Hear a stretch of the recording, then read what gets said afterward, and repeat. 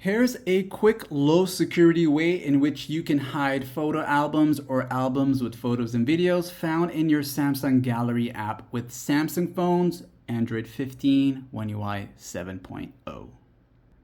To get started, you'll need to be using the default Gallery app, which is your Samsung Gallery app, this one here. And once you go into it, you want to make sure you're viewing the albums area right here. Make sure you tap on the albums category and you'll have the view mode in which you can see all your albums. Now, you'll tap on the three dots up here to the top right and you'll see the option that says hide albums. When you tap on it, it'll give you a list of all the albums that you can hide. Keep in mind that you won't be able to hide any of the first three, as you see here, camera screenshots.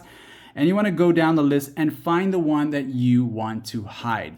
And also, the only way you can hide any photo or videos, they must be in an album for you to hide them away. So now that they are in an album, so let's just say I want to hide the one that says secret. I'll go ahead and turn that on. And that's simply just gonna hide it from the public view. So if you go back now, you'll notice that one of the albums are missing, which was the other one that says secret.